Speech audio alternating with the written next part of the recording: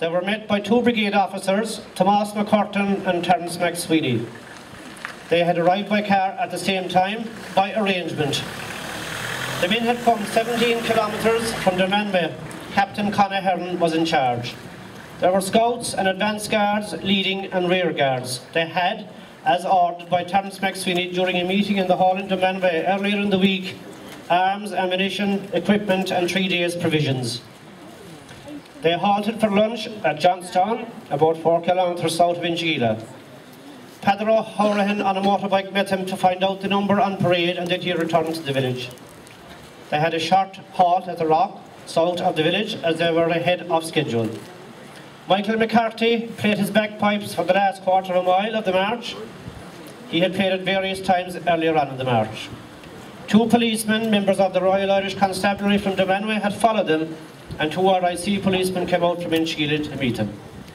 An interesting fact about the said Michael McCarthy: subsequently, a few very short years later, he lost his life in Kilmichael ambush. In Inchigeelagh, the men were dismissed for up to an hour while Thomas McCurtain and Terence McSweeney spoke to Conor Hearn and Tygo O'Shea. The men were then reassembled and addressed by Thomas McCurtain. He told them that the exercises had been cancelled, that whatever was on was put off for the moment, and they were to return to their own areas. After refreshments in the village, the men left to return to Dermanway.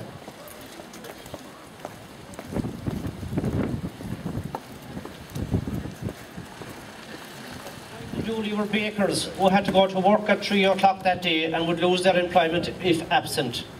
So Captain Hearn excused them from the parade and sent them home before the remaining 54 volunteers left Dermanway.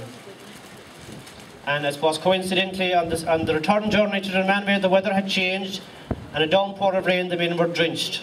And I suppose we can assume that they had very little rain gear or protective clothing on the day. On the return journey, one of the RIC policemen found it all too much, and volunteer Liam Duggan gave him some whisky to revive him. So even in those days there was a bit of charity, I suppose.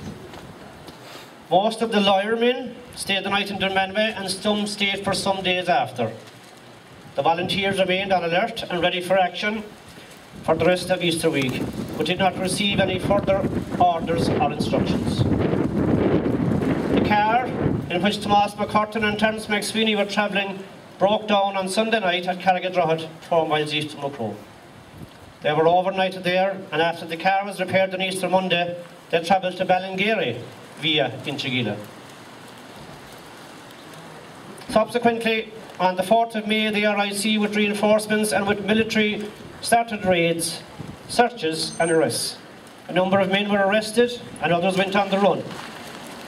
Arms and ammunition, what little they had been well hidden, and very few were found and seized.